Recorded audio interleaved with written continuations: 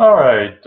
This week we started with needs, pains, and solutions and talked about how products are often designed around needs and a pain. The phrase that we picked up last week was that it's better to be selling aspirin than vitamins. Vitamins is something that's a nice to have, but when you have a headache, an aspirin is a need to have. So uh, now we're going to jump forward. The section on needs and pains is mostly, and solutions really kind of pulls together some of the things that we've been looking at along the way. And now I want to move into the new product development. And I always like to start with, as many of us do, Steve Jobs, because he was clearly one of the very great new product developers. And he's misunderstood a lot, but he also had a lot to tell us about the way you have to address a customer's needs. Now, we have said from the beginning when we discussed the lead launchpad that it's all about meeting the customer needs. But oftentimes there's a lot of confusion about that. And incremental innovation oftentimes goes and asks the customer, what do you need? The problem with that, as Steve Jobs showed us, was that they may not know what they could have until it is shown to them. And so sometimes it's not asking them what they need, it's showing them something and seeing if they have a need for it. And that's why you go out, you talk to the customer in the lean launch pad from the very beginning. So Steve Jobs, even though he's sometimes uh, some people claim that he really didn't start with the customer. He did start with the customer, but he started by understanding the customer experience. So his quote was, you got to start with the customer experience, work back towards the technology, not the other way around. That is a key thing, especially for those in my former field of science and engineering. A lot of times we would start with a product and then try to determine why people needed that product. Now, Steve was somewhere in there, right? He was certainly willing to take a product like the iPhone, like the iPod, like the iPad, and show it to a customer. But when he did that, he already had a sense that this was something that they needed, but the technology enabled that need to be addressed in a way it was never addressed before. So he really does also start with the customer and work from there. But he also says that you you don't let the noise of others' opinions drown out your inner voice. He really was one of these individuals who had encouraging people to have the courage to follow their heart and intuition, and to become what you want to become. Everything else is secondary. Some people misuse that quote too. I mean, I've heard kids tell their parents, "I'm not going to go to college because I know that in my heart I really want to go and be a rock guitarist." And so, if you read this quote, Steve Jobs would say, "Yep, go ahead and do that." Um, he's a little more practical than that, and we'll kind of see that as we go along. So here's a more complete version of the Jobs quote. This is what customers pay us for, to sweat all these details so it's easy and pleasant for them to use our computers. We're supposed to be really good at this, okay? Implied in that is your customers may not be really good at this. You have to figure out the technology to make it easy for the customer. That doesn't mean we don't listen to customers, but it's hard for them to tell you what they want when they've never seen anything remotely like it. Take desktop video editing. I never got one request from someone who wanted to edit movies on his computer. Yet now that people see it, they say, oh my God, that's great. Uh, so he was working from the customer's need, and he was then designing products to meet that need. But he wasn't limited by the customer's ability to articulate their need. Okay, so as we really get into this, let's remind ourselves of a rule that we brought up before, the 10 times rule. This is a rule that the authors, Sean Wise and Brad Philp of the text, really seem to love. It's okay as long as you realize it's a rule of thumb and not a hard fast rule, but it's a good place to start. If you have a solution that's 10 times better at meeting the customer's needs than current products, you have a good chance to succeed. Now, implicit in that is if your solution is only a little better, if your solution is only a little better, then you may not, in fact, be able to succeed. So, email's 10 times better than snail mail. Wikipedia is 10 times better than encyclopedias. Amazon.com has 10 times the books of the world's largest bookstore. That's not books. I see it says bookstore there. It's supposed to be a bookstore. Um, the Apple iPod has 10 times the songs of a Sony Walkman. Google is 10 times better than their competitors. Oh, I'm sorry, you Yahoo fans out there. Um, you may not agree with that point, but apparently the market does. Facebook got 10 times the number of members as MySpace. Now, you might remember Metcalfe's rule, which talked about the network. If you have a network of twice as many people as your competitor, you're 4 times better off. If you have a network that's 3 times better, you're 9 times better off. If you have a network that's 10 times better, you're 100 times better off. Meaning, and that's really what they're saying here. Okay, and I see that some folks have joined us. That's great. If you have any questions, feel free to just drop them in the chat or just go ahead and interrupt. Continuing on, talking about new product development and some of the rules of new product development.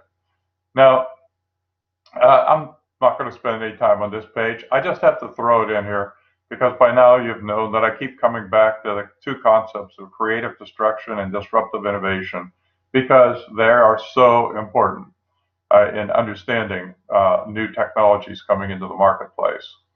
I also like to keep coming back to the immortal words of Andy Grove of only the paranoid survive. And we know that we learned in the past that innovation is what makes a larger enterprise even sustainable.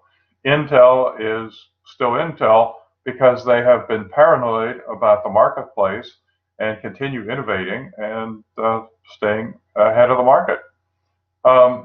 Netflix and Blockbuster we've used as a great example of creative destruction, where the new version that came in was just so much better than the old version that it was a frontal attack. It wasn't a disruptive innovation. Now, there's been research done on product design for a long time, and I'm going to just present a couple of slides that you may see at some point. This course is not about teaching you new product development, but I do want to give you just a sense so that if you're out there and building a new product for your company or starting a new company with a new product, that people may ask you, about, oh, did you use the stage gate process? Well, if they ask you that question and you don't remember it, you'll remember, Professor Jack Wilson had a slide about the stage gate process. Like many things that we've talked about, this is a formal way of thinking about a product. And we've seen that, in fact, that in general, this is not the way things go.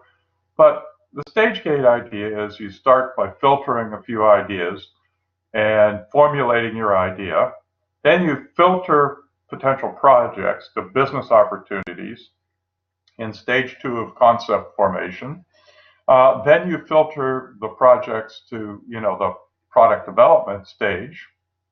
And then you filter down to do some test marketing. If we map this into the Lean Launchpad, you're going to filter it down until you have your minimum viable product. and take that in for test marketing. And then once you have reached that stage, you go to international marketing. You won't be surprised to know that today most people think that things are just not that orderly. Here's another way that sometimes people look at it. They call it the development funnel. And if you think of market knowledge providing one set of boundaries and trajectories, and technology knowledge, so if you have a knowledge of the market, as Steve Jobs did, and you have a technological knowledge that Steve Jobs had some of, but he always had people around him, like Woz, who co-founded Apple with him, and other technologists later. You could go through this process a little less formally of outlining a concept, going to the detailed design, go to the testing, and go to the launch. And that is also a product development process that will be taught in other of your management courses. Perhaps you've even taken one of those courses. But like I said, this course is not about product development, but it's about giving you familiarity with the terms of product development. A slightly more modern version of this and less orderly version is the product development funnel. It looks a lot like the last one, really, but you kind of have it spinning through these various stages until out the bottom pops a new product. Again, yeah, maybe. It's a good thing to know. The next step, though, is if you think you have a new product and the customers seem interested in it, then you have to understand, how does it really move through the market? And there's been a lot of research on diffusion of innovations, and I'm going to give you a reference to a great book by Everett Rogers on innovation diffusion. What we know is that people think this happens a lot faster than it actually does. It could take years for innovations to be adopted widely. And some things go pretty quickly, some things go pretty slowly, but they go through various stages that Rogers has identified very nicely in his book of diffusion of innovations. And I'm going to talk a little bit more about that, because this is really more useful than those product funnels that I just saw for the entrepreneur. Because this is where you're going through kind of innovation, and you have some options that you can, of directions that you can take. And so this is something that you may wish to execute. He first of all, he talks about innovation decisions, and he says, there are different kinds of innovation decision making. There's the individual. That's if you're a sole proprietor, you're the one, you can make the decision. You just go ahead and make it, and it's great. So if you're going to purchase a new mobile phone, you're probably the individual decider on that. Unless, of course, you happen to be one of my children, at which time their father, me, goes along and advises them on what kind of a cell phone they should purchase. But in general, most cell phone purchasers are individual. Sometimes you make collective choices. When we bought a house as a family, we had the children, my wife and I, and the children all voting. That is kind of an informal version. Frequently, you're making a collective decision in a university about what course to offer, and but you also make collective decisions in groups. Sometimes you have authoritative decision making, where there's a few people that are given power in the social system due to their status, and could be the president of a hospital that's making the final decision, or the president of a major company. So now here is the way Rogers looked at it. The S curve is quite famous because that's the curve of adoption. This is what happens when a successful technology is being adopted. The S curve is oftentimes called a saturation curve. You see this also in technology. You see it in management. You see it in a lot of different things, marketing and so on. In other words, the S curve starts out, and you're at kind of the bottom of that curve, and at the bottom of that curve, down in here, there's not much adoption, and only the innovators are really going after it. You'd like to move into the early adopters, the early majority, and suddenly you're getting a lot of folks in there, and you see that the adoption rate, by the time you get to the late majority, half the people have adopted it, and the S curve then saturates because you can't get more than 100% of the community to adopt it.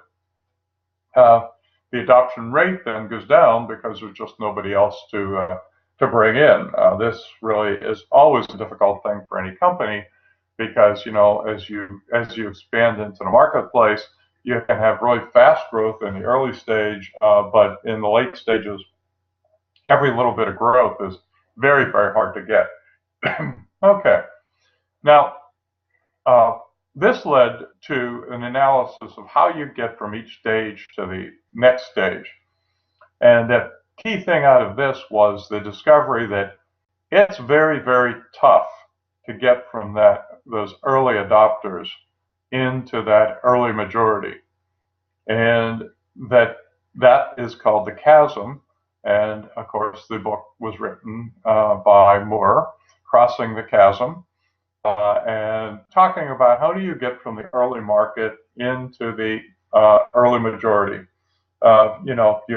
You get in the innovators, fine. They're usually, you either get them or you don't, right? And the early adopters, they're anxious to rush out there. They're the first ones that want to get an Alexa. But the question is, when does the majority start getting it? How do you cross that chasm? There's some other terminology there. Once you're across the chasm, you're in the bowling alley because you're just sitting there knocking down pins, and it's a lot of fun.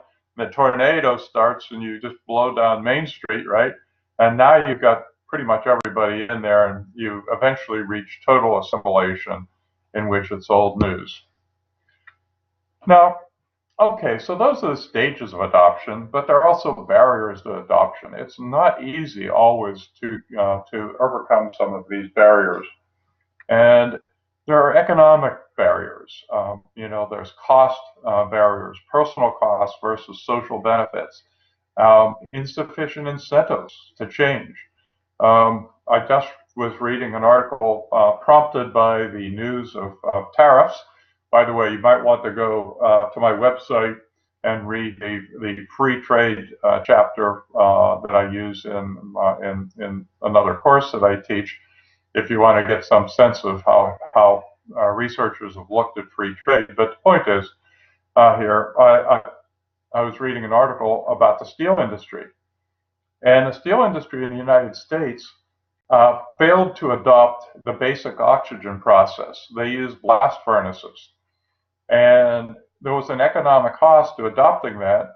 Other countries did not have the sunk costs in blast furnaces and open hearth furnaces. So instead, what they did is those other countries just they adopted the basic oxygen furnace, which was far more efficient, and we didn't necessarily lose because of our high labor cost, although that was a factor. We actually had a less efficient process that was because of the barrier to adoption of adopting a new way of making steel. Now, there could also be behavioral things that get in the way of that. You like to do things a certain way. You don't want to change. Human beings hate change. You can always rationalize why you're not going to change, because, hey, change brings risk, so why should I change? We've seen how many companies have died because of the behavioral barriers. There can be organizational barriers. The way your organization is set up may make it impossible for you to change. You may have an owner or a board that says, for one of these other reasons, I don't want to change. Organizationally, you may see that change is necessary, you can't get it done. And there can be structural, infrastructure, sunk costs, governance. This is what made it very difficult for telephone companies to change because they had all these sunk costs and all of these wires. And in fact, in healthcare today, I believe that structural things are going to make it very, very difficult for hospitals to compete as the healthcare system changes because of their sunk costs. And they just think that it's about bringing people to hospitals. They're not thinking about how to bring healthcare to people. Okay, um, so what are some of the factors? We talked about the barriers now. How do we overcome those? What are the factors that can help you overcome barriers to adoption? Well, first of all, we've already talked about the 10 times rule, right? It's a relative advantage. If what you're doing is so much better, and it doesn't have to be 10 times, but 10 times is a nice number. If what you're doing is so much better than the competitors, then adoption in the early stages especially is usually a lot easier. If it's only a little bit better, yeah, you'll probably just let it pass because of the other barriers to adoption. Compatibility. How compatible is the innovation to existing systems? Um, Once Microsoft Word became the accepted word processor, any word processor that came out, the question was always how compatible is it with Microsoft Word? Once Microsoft Windows became the dominant operating system, the question was how compatible is any piece of software to Microsoft Windows? So first two were relative advantage. The next one is how compatible is it? The next one is how complex is it to implement? We just put in a new healthcare IT system in the UMass Memorial Hospital system. The complexity was enormous. We spent millions and millions, hundreds of millions to be exact, to train our folks because it was so complex. Now, we had to do that, as many hospitals had to do it. But the point is, if you have that kind of complexity and you can avoid doing it, you will. The next thing that helps is trialability. Can you try it out? And of course, a lot of stuff sold these days, software on the internet, kind of understands that. So they offer you a free copy to use for a little while so you can try it out. If it's trialable, it's easier to adopt. The last thing that's important is observability. We started with relative advantage, right? Is it 10 times better? Observable comes back to, okay, I did it. Can I see that it's 10 times better? Is it really obvious that it's 10 times better? Or do I have to kind of look and measure everything? And so observability. So those are the things that you're going to look for to help diffusion. You want a relative advantage. You want compatibility. You want complexity low. You want it to be trialable. And you want the results to be observable. And if you can do that, then that's a good thing. I'm going to move now to intellectual property with just a brief overview of intellectual property on this cold winter night. I see that Ralph is on here down in Haiti, and so I'm sure that he is not having a cold winter night, but those of you who find yourself anywhere in Massachusetts, New Hampshire, or any of the surrounding states, we are enjoying our second really severe, yes, Ralph, I see that, and lucky you. We all wish we were there with you right now. I guarantee you that. Yeah, maybe it'd be too warm, but right now I think most of the listeners that are probably holed up in their homes, if they are listening or if they're watching this later, will would trade in a moment. Okay, so back to the key forms of intellectual property. If you've got that new product, the question is, how can you protect it? And the four forms of intellectual property for protecting products: patents, copyright, trademark, and trade secret. I've got to spend a little bit of time on that. I've got lots of links in here that you can look in other places if you'd like to learn more about it. Or you can take another course later, let's say starting a new venture, where we'll spend quite a lot of time on these kinds of things. But coming out of this course, I just want the students to have an overview, kind of the general things, so that they have a sense of, if they're in, starting a new venture with a new product, kind of what would you want to do? What are your options? Okay, patents are the big deal, right? I mean, that's what we all think about when we'd like to have a patent on something because it gives us a monopoly for the term, which could be 20 years. It could be more than that because you can do variations on that patent. But it gives you a monopoly during that time period. So, for instance, many medicines are patented, and others cannot make them, and then they go off patent. Claritin was a patented medicine, and for a long time, you'd only get from one company. As soon as it went off patent, then everybody else could make it. The price came way, way down, and that's too deep for this course. But I can tell you that this is a huge policy issue right now at the federal government level. Okay, but to get that patent, here are the things it has to be. It has to be novel, it has to be not obvious, and it has to be useful. Now, prior to 2013, you had to be the first to invent something. That was the key. And so scientists and engineers and inventors kept notebooks so that they could prove that they were the first to invent that thing. Now you have to be the first to file, and it's a very, very different approach. So you might invent something, you better not disclose it. You want to be the first to file if you're going to get that patent.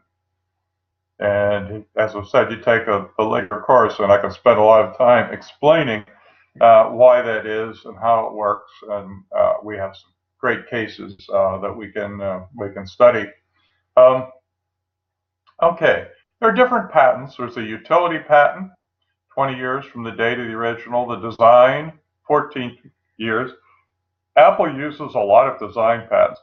They even patent the rounded edges on their buttons. It's incredible. And the plant patent, like if you go to a rose, to buy a rose bush at a gardener, you will find that the roses are patented. And so what can you patent, though? You can patent a process, a machine, a manufacturer. You can patent a chemical formula, obviously, if you're going to sell a drug. The design, as Apple does often, or plants, as we just said. Okay. Just for a second here, in 1998, the Patent Office began to authorize the business method patent. And we've talked a lot about business models. Business method is similar to that. And they began to patent things like Amazon.com's one-click ordering system, or Priceline.com's name your price business model, or Netflix's method of allowing customers to set up a rental list of movies. That has been refined over the years, and of course, if you're going to go in this direction, you'll want to consult a patent attorney to look at the refinements on that. But you should know that it is possible to patent that, and you should also know that because frequently people that have these business method patents, if you start a new venture, will kind of come after you and try to force you to pay for one of their business method patents. We even have a name for those kinds of folks. Many people call them patent trolls. Some people argue they provide a great service. Other people argue not so much.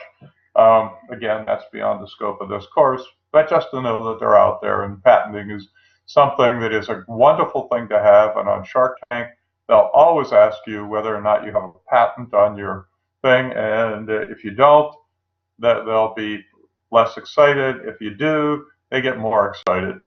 But that's not the only way you can protect something. You can have trademarks, which are any word, name, symbol, or device, right? These are all trademarks. Cisco system, the IBM logo, the Apple rainbow, Apple with a bite out of it, the Facebook F on a blue background, Microsoft Windows, all those things are trademarked. That means no one else can use them. Another thing that you can do to protect your products is trade secrets. A trade secret, if you're going to get a patent, you have to write it up and disclose how the patent works, right? If you have okay, good question. Are patents given in the United States valid worldwide? And I kind of didn't include much on that in this course because we're really not going as deeply into patents, but it's a great question. And the answer is, one of the reasons the patent laws were changed in 2013 were to make the patents uh, more easily done worldwide. And so the European Union and the United States then homogenized. They tried to make their patent laws look the same to try to enable some of that. The technical answer is, though, that a U.S. patent is not valid worldwide. However, a U.S. patent now can be enforced in under certain trade agreements, and it makes it much easier for a company that gets a patent in the United States to go to the European Union and get a patent in the European Union, or vice versa, for something patented in Europe to be patented in the United States. There's still a lot of work going on trying to do similar kinds of things in China with some progress, but not there yet. So it was a great question, and I didn't have a slide for that here, but that is in fact the answer. That no, they're only valid in certain government regions, but that most of the big countries have worked to try to make them valid across the borders, so that you can kind of enforce them, and so that you can apply for patents in multiple countries without having different rules in every country. Before 2013, the European Union was first to file. Oh, you're very welcome, Ro. The European Union was first to file, and the United States was first to invent. So you'd have all sorts of collisions between European inventors and U.S. inventors based on that. Since 2013, we have the same rules. Many of those collisions are now going away, and it's not a problem. Okay, so the idea of the patent, though, is you've disclosed it, right? And the danger then is that somebody can take your disclosure and say, oh, I see how I could do that slightly differently, and I can engineer around that. This happens in software all the time. You may have a patent on a piece of software, right? And you think, oh, this is patented, I got it nailed, but another company engineers around and said, you know, it may do the same thing, but it does it in a different way, and your patent is not the protection you thought you had. So some people would prefer to protect their stuff with trade secrets. A trade secret is you must take very active actions to make sure that you keep it secret and protect the competitive advantage. And you have to make it almost like a piece of theater, a drama of keeping it secret. Coca-Cola protects its formula with a trade secret rather than with a copyright or a patent. They have a trade secret. And, they keep it in a vault and they make a big deal out of it. If you're going to do that, it has to be something that is not known outside the company. Even inside the company, only those that have a need to know about it. You have stringent efforts, meaning guards and vaults and things like that to protect it. It has to be something valuable. You can't have a trade secret that's kind of not all that valuable. It has no competitive advantage. And you have to be able to prove that it costs you a lot of time and effort and money to do it. And it cannot be easily duplicated, reverse engineered, or discovered. If it's easy to do that, then it wasn't a secret worth keeping. So that's trade secrets. In fact, some people we chose to protect the iLink software as a trade secret.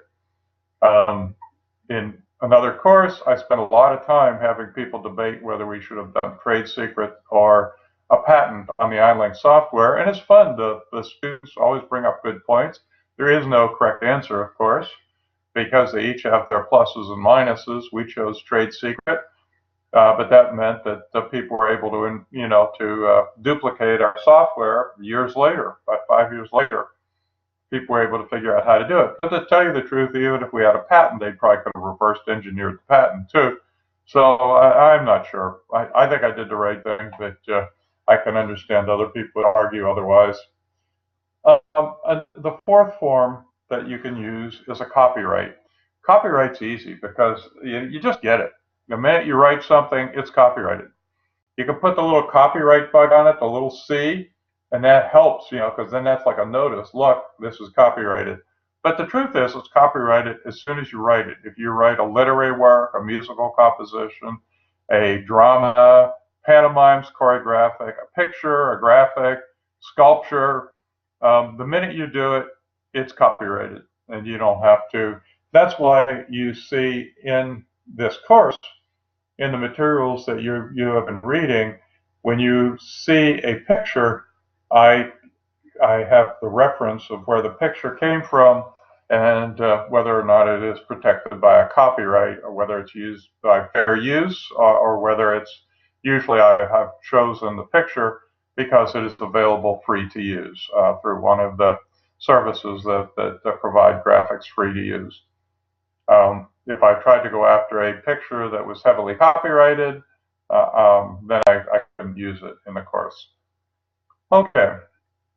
Um, so can biological or chemical products intended for cosmetic uses be protected by trade secrets? Let me come back and read that again. Would it be required that the composition of the product be disclosed?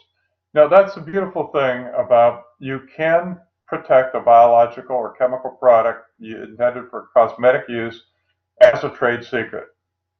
If you do it as a trade secret, it would not be required that the composition of the product be disclosed. If you are trying to patent it, it is required that the composition of the patent be disclosed. That is why sometimes someone might want to use a trade secret, because you don't have to disclose, instead of a patent. But the trade secret may or may not be as strong a protection as the patent. Now, patents, it takes a lot of money to go through that. I'm going to go past this key asset access. It's fairly obvious. Alrighty, I'll come back to this in a moment.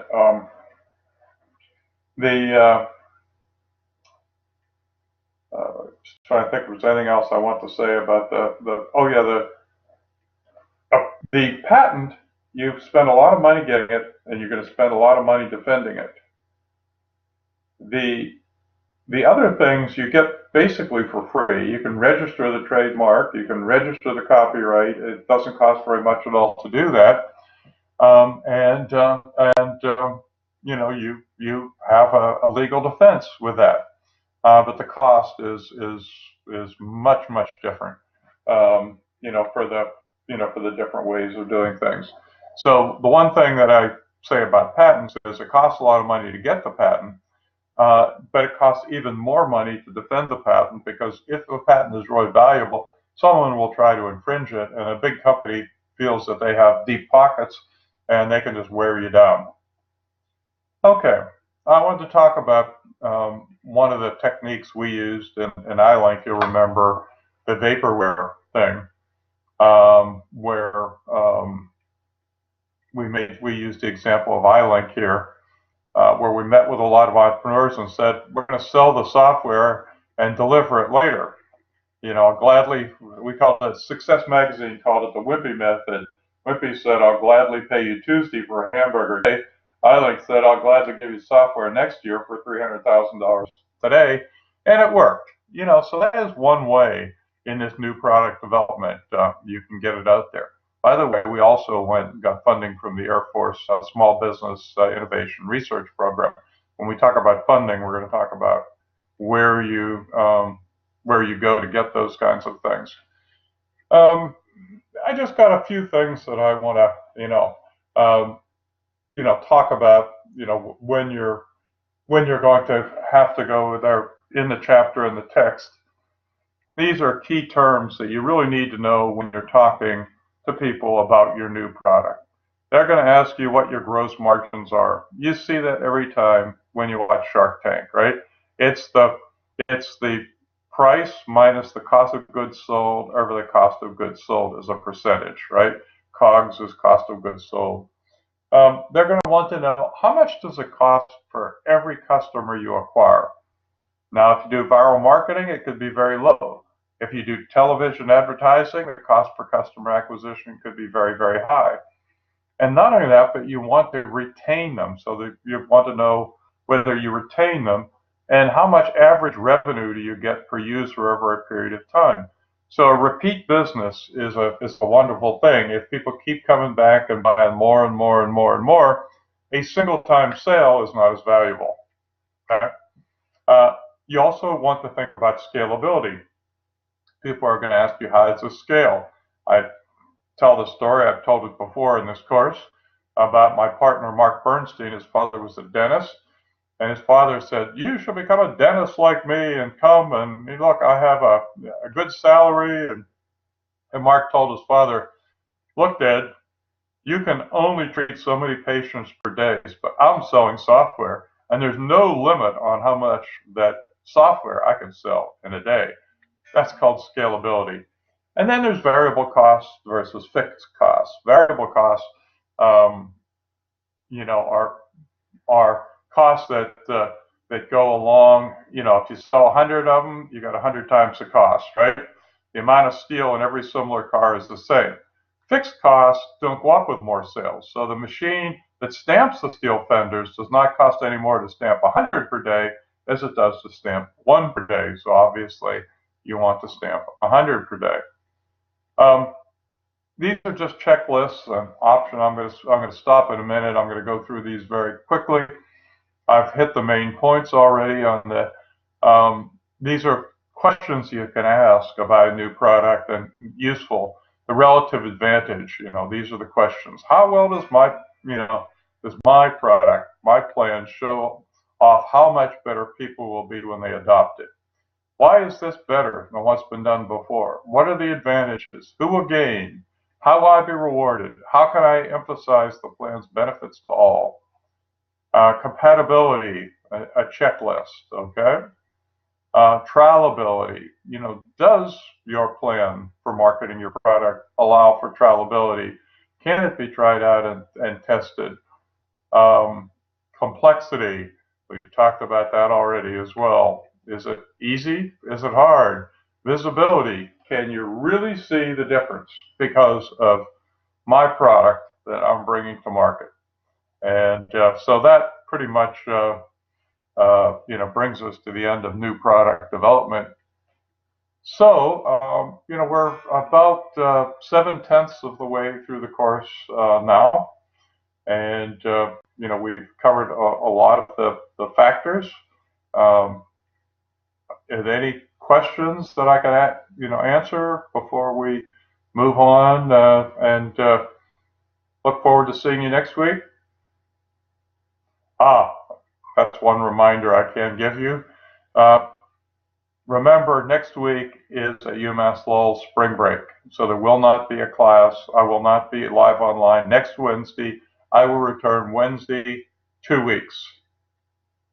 In the meantime, thanks so much. Ralph, thanks for your very good questions. I appreciate that.